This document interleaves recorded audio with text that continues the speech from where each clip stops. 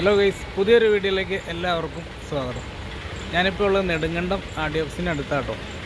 ഏകദേശം 15 മാസങ്ങൾക്ക് ശേഷം നമ്മുടെ വണ്ടി പ്രൈവറ്റിൽ നിന്ന് പെർമിറ്റിലേക്ക് മാറാനായിട്ട് നമ്മൾ ടെസ്റ്റിന് കൊണ്ടുവന്നേക്കും കേട്ടോ. എൻ്റെ പുറകെ കണ്ടോ, ഇത്രയും വണ്ടികൾ വന്നിട്ടുണ്ട് കേട്ടോ. അപ്പോൾ അതിൻ്റെ കുറച്ച് കാഴ്ചകളും വിശേഷങ്ങളും ഒക്കെയാണ് ഇന്നത്തെ വീഡിയോയിലൂടെ നിങ്ങൾ കാണാൻ പോകുന്നത്.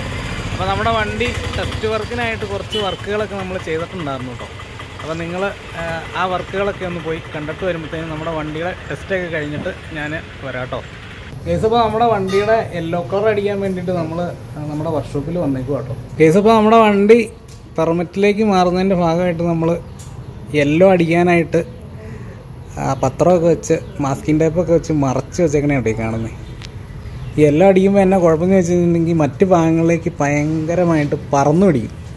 അപ്പോൾ അതുകൊണ്ട് നമ്മൾ യെല്ലോ കളർ അടിക്കാൻ വേണ്ടിയിട്ട് ആ പോർഷൻ കറക്റ്റ് ചെയ്തിട്ട് മാസ്കിംഗ് ടേപ്പ് വെച്ചിട്ട് പത്രമൊക്കെ വെച്ച് നമ്മൾ മറച്ചേക്കുന്ന കേട്ടോ ഈ കാണുന്നത്.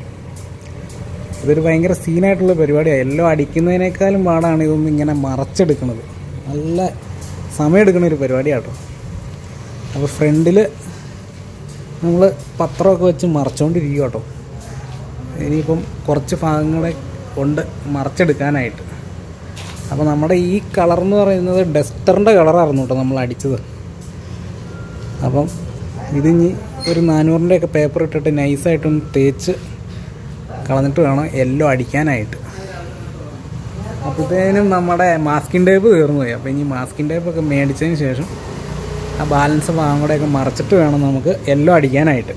നമുക്ക് ഈ ഉൾവശവും കൂടെ ഒന്ന് മറയ്ക്കാനുണ്ട് കേട്ടോ ടേപ്പും കൊണ്ട്. ഈ യെല്ലോ ഭയങ്കരമായിട്ട് പറന്നു പിടിക്കും. അപ്പോൾ അതുകൊണ്ടാണ് ഇങ്ങനെ ചെയ്യണം. മാസ്കിംഗ് ടേപ്പും കൂടെ വെച്ച് ആ ഭാഗങ്ങളൊക്കെ ഒന്ന് മറച്ചിട്ട് യെല്ലോ അടിക്കാനായിട്ട് തുടങ്ങും. കേസ് അപ്പോൾ മഞ്ഞ ആദ്യത്തെ കോട്ടം ഒന്ന് അടിച്ചുകൊണ്ടിരിക്കുക കേട്ടോ. ഒരുപാട് നേരം നമുക്ക് ഷൂട്ട് ചെയ്യാൻ പറ്റില്ല. നമ്മുടെ ഫോണിൻ്റെ ക്യാമറയുടെ ലെൻസേക്കടെയൊക്കെ പിടിച്ചു കഴിഞ്ഞാൽ പണിയാണ് പെയിൻറ്റ്. അപ്പോൾ അതുകൊണ്ട് ഫുള്ളൊന്നും എടുക്കുന്നില്ല കേട്ടോ. ആദ്യം നൈസായിട്ടൊന്ന് പറപ്പിക്കുക.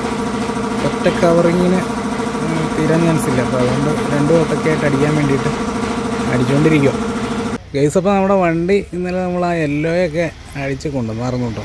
എന്ന് വെച്ചാൽ ലേറ്റായിട്ടാണ് വന്നത്. അപ്പോൾ അതുകൊണ്ട് അവിടെ വെച്ച് വീഡിയോ ഒന്നും എടുക്കാൻ പറ്റിയില്ല.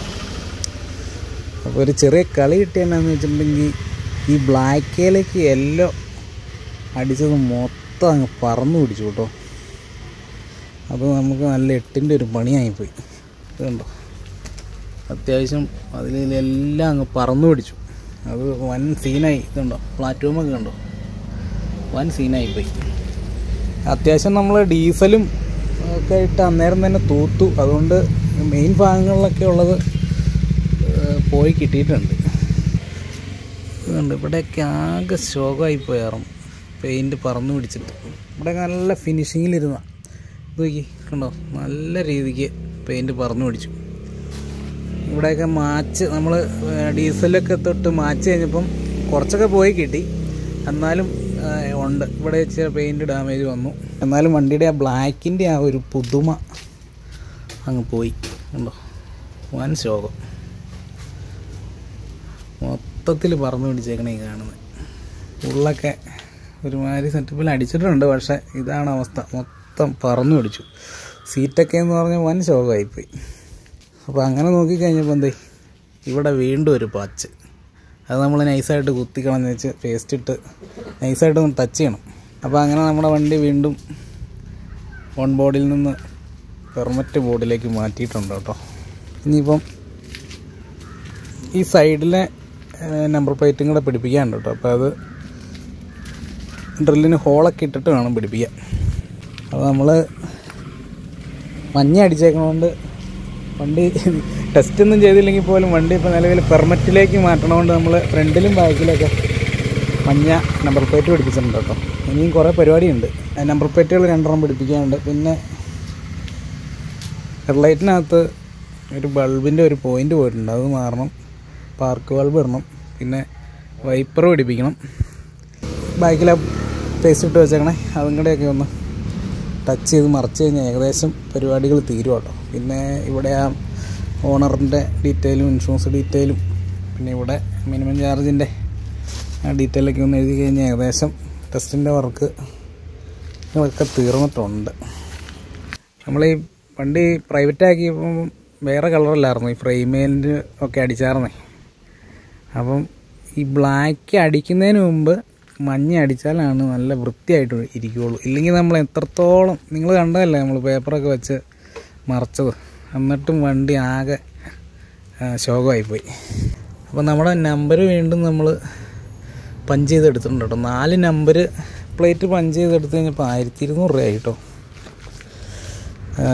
ഇത് നമ്മൾ ആദ്യത്തെ ഒരു മുടക്കമുള്ളൂ. അപ്പം പിന്നെ നമുക്ക് വർഷമൊന്നും ഇങ്ങനെ എഴുതേണ്ടി വരില്ല.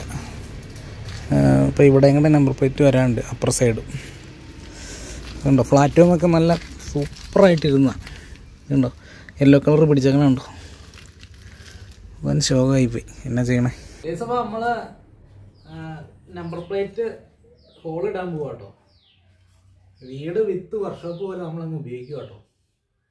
അപ്പോൾ നമുക്ക് 2 പ്ലേറ്റ് ഇങ്ങടെ ഇനി പിടിപ്പിക്കാനുണ്ട്. അപ്പം 2 ഹോള് വെച്ച് ഇടാനുണ്ട്. അപ്പോൾ നമുക്ക് ഹോൾ ഇടാം കേട്ടോ.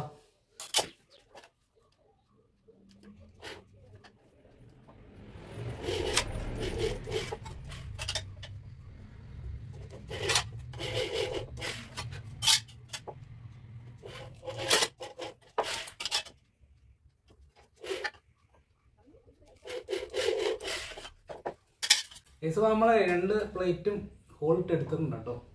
ഇനിയിപ്പോൾ നമുക്ക് വണ്ടിയിലേക്ക് പിടിപ്പിക്കാം. ഓക്കെ, അപ്പോൾ നമ്മൾ നമ്പർ പ്ലേറ്റ് പിടിപ്പിക്കാൻ പോകണ്ട.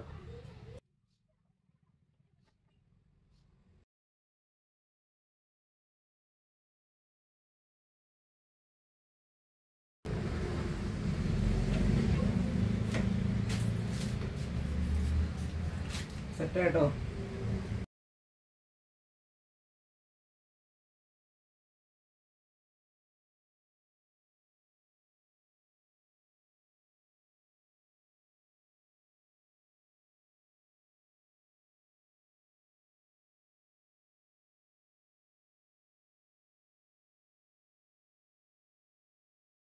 ഗൈസ്, അപ്പോൾ നമ്മുടെ സൈഡിലത്തെ നമ്പർ പ്ലേറ്റും കൂടെ നമ്മൾ പിടിപ്പിച്ചു കേട്ടോ. ബാക്കിലെയും ഫ്രണ്ടിലെയും നമ്മൾ നേരത്തെ തന്നെ പിടിപ്പിച്ചായിരുന്നു. അപ്പോൾ സൈഡിലത്തെ 2 സൈഡിലത്തെ നമ്പർ പ്ലേറ്റും കൂടെ പിടിപ്പിച്ചിട്ടുണ്ട്. വൈപ്പർ പിടിപ്പിച്ചു, സൈഡ് മിറർ പിടിപ്പിച്ചു, പിന്നെ ഹെഡ്ലൈറ്റിൻ്റെ ആ ബൾബൊക്കെ മാറിയിട്ടുണ്ട് കേട്ടോ. ഇനി ഫ്രെയിം കണ്ടോ, ഇത് കുറച്ച് മുഷിഞ്ഞായിരിക്കുന്നത്. അപ്പോൾ അതൊന്ന് അഴിച്ചൊന്ന് ടച്ച് ചെയ്യണം. അപ്പോൾ ഈ ഇത്രയും ഭാഗം ഒന്ന് ബ്ലാക്ക് ഒന്ന് ടച്ച് ചെയ്യണം. പിന്നെ ഈ കൈയൊക്കെ പിടിക്കുന്ന കമ്പി ഉണ്ടല്ലോ, അതൊന്ന് നൈസായിട്ട് അതൊക്കെ ഒന്ന് ടച്ച് ചെയ്യണം. പിന്നെ ഈ ഹാൻഡിലിൻ്റെ ഈ ഭാഗമൊക്കെ ഇച്ചിരി മുഷിഞ്ഞായിരിക്കണം. അപ്പോൾ അതും കൂടെ നൈസായിട്ടൊന്ന് പറപ്പിച്ചെടുക്കണം. ഇപ്പോൾ നമ്മൾ ആ ഗ്ലാസിൻ്റെ ഫ്രെയിമൊക്കെ ബ്ലാക്ക് ടച്ച് ചെയ്തു കേട്ടോ. പിന്നെ കമ്പിയൊക്കെ അത്യാവശ്യം ആ പറന്ന് പിടിച്ചാർന്നോടൊക്കെ നൈസായിട്ടൊന്ന് പെയിൻറ്റ് ഒന്ന് ടച്ച് ചെയ്തിട്ടുണ്ട് കേട്ടോ. പിന്നെ ഈ ഹാൻഡിൽ നമ്മൾ ബ്ലാക്ക് ടച്ച് ചെയ്തു. അതുപോലെ നമ്മുടെ ആ ബാക്ക് സൈഡ് പേസ്റ്റ് ഇട്ട് വെച്ചില്ലായിരുന്നു, അതും നമ്മൾ നൈസായിട്ട് ടച്ച് ചെയ്തു കേട്ടോ. ബാക്ക് ഡിസ്ക് വലിയ കുഴപ്പമായിട്ട് തോന്നണില്ല. ഇത് നമുക്ക് ഭയങ്കര മടിയാണ് ഇതിങ്ങനെ അടിക്കാനായിട്ട്. സിൽവർ കാര്യം എന്നല്ല, ഞാൻ പെയിൻ്റൊക്കെ മേടിച്ചുകൊണ്ട് വന്നു. അപ്പം നോക്കിക്കഴിഞ്ഞാൽ വലിയ കാര്യമായിട്ട് മുഷിഞ്ഞിട്ടില്ല. എന്നാൽ പിന്നെ അത് അടിക്കണ്ട, വീൽ ഷോ വെച്ചങ്ങ് മറിച്ച് കഴിഞ്ഞാൽ സെറ്റാവും. നമ്മുടെ മഞ്ഞ പണി തന്നു ഞാൻ പറഞ്ഞില്ലേ. വണ്ടി നമ്മുടെ ഷെഡിൽ നിന്നൊക്കെ പുറത്തിറങ്ങി കഴിഞ്ഞപ്പം ഒരു രക്ഷയില്ല കേട്ടോ, മൊത്തം മഞ്ഞച്ചായിരിക്കുന്നത്. അതുകൊണ്ട് പിന്നെ ഒന്നോടെ ഈ പോർഷനൊക്കെ അടിക്കാമെന്ന് വെച്ചു. അല്ലാണ്ട് ഇപ്പോൾ നമ്മൾ ടെസ്റ്റിന് പോയി കഴിഞ്ഞാൽ അവർ ചെയ്തു തരുമെന്ന് തോന്നുന്നില്ല. ഇത് കണ്ടോ, ഈ പോർഷൻ നമ്മൾ മൊത്തം തേച്ചെടുത്തു, അവിടവും തേച്ചു. പിന്നെ ഈ ഒരു ഭാഗം ഇങ്ങനെ ഫുട്ബോർഡ്, അതുപോലെ ഇത് കണ്ടോ, ഈ ഭാഗം ഇതിങ്ങനെ തേച്ചു, അവിടെയും തേച്ചു. പിന്നെ ഇത് കണ്ടോ, ഈ ഭാഗമൊക്കെ തേച്ചു. ഇനിയിപ്പോൾ ഇവിടെ ഒരു കോട്ട് അടിക്കണം പെയിൻറ്റ്. ഇങ്ങനെ അത് നല്ലൊരു പണിയായിപ്പോയി ഗൈസ്. അങ്ങനെ ഒരു വിധത്തിൽ നമ്മൾ കുറച്ച് കുറഞ്ഞ പെയിൻറ്റ് മേടിച്ച് മഞ്ഞ പറന്ന ഭാഗങ്ങൾ നമ്മൾ അടിച്ചെടുത്തിട്ടുണ്ട് കേട്ടോ. പണിയൊന്നും അത്ര ഫിനിഷിംഗ് ഒന്നും ആയിട്ടില്ല. മൊത്തം സീനായിരുന്നു. ഒരു വിധത്തിൽ നമ്മളങ്ങ് അടിച്ചെടുത്തു. എന്താണേലും ടെസ്റ്റ് ചെയ്യാൻ പോകാൻ പാകത്തിനാക്കി എടുത്തിട്ടുണ്ട്. അതിൻ്റെ ഇടയ്ക്ക് അടിയൊക്കെ കഴിഞ്ഞ് കഴിഞ്ഞപ്പോൾ ഇതുണ്ട്, ഇവിടെ പോയി ഒന്ന് ചാരുകയും ചെയ്തു. അതങ്ങനെയും കുളമായി. മൊത്തം മഞ്ഞച്ചിരിക്കുമായിരുന്നു. അതെന്താണല്ലോ ആ വൃത്തിയോട് നമ്മൾ മാറ്റിയിട്ടുണ്ട്. കംപ്രസർ എന്തോ ഒരു സുഖമില്ലായിരുന്നു. അപ്പോൾ അതുകൊണ്ട് പണി അത്ര ഫിനിഷിംഗ് ഒന്നും ആയിട്ടില്ല. കണ്ടോ, ഒരു തരത്തിൽ തരി പോലെയൊക്കെ ഇരിക്കുന്നുണ്ടോ. അതുകൊണ്ട് ഈ സൈഡും ഒരു വിധത്തിൽ അടിച്ചെടുത്തിട്ടുണ്ട്. എന്താണേലും നമ്മളെ വണ്ടി അങ്ങനെ ഒരു 15 മാസങ്ങൾക്ക് ശേഷം വീണ്ടും പെർമിറ്റിലേക്ക് മാറാനുള്ള തയ്യാറെടുപ്പിലാട്ടോ. കേസ് അപ്പോൾ ഇത് കണ്ടത് ഇതാട്ടോ നമ്മുടെ ടെസ്റ്റിംഗ് പോയിൻ്റ്. അവിടെ വെഹിക്കിൾമാരൊക്കെ നിന്ന് വണ്ടി നോക്കിക്കൊണ്ടിരിക്കും കേട്ടോ. അപ്പോൾ അവിടെ തൊട്ട് ഈ കിടക്കുന്ന എല്ലാം ടെസ്റ്റിങ്ങിന് വന്നേക്കുന്ന വണ്ടികളാട്ടോ. അപ്പോൾ നമ്മൾ ഏകദേശം പുറയിലാട്ടോ നമ്മൾ കിടക്കുന്നത്. ഇതേ കിടക്കുന്ന കേട്ടോ നമ്മുടെ വണ്ടി. ഡ്രൈവിംഗ് സീറ്റിൽ കാക്കി ഷർട്ടൊക്കെ കിടക്കുന്നത്. അപ്പം ഇതുകൊണ്ടോ വണ്ടി ന്യായമായിട്ടുണ്ട് കേട്ടോ. ഇന്ന് നല്ല തിരക്കാണിന്ന്. വണ്ടികളിങ്ങനെ കയറ്റി ഇട്ടുകൊണ്ടിരിക്കുക കേട്ടോ.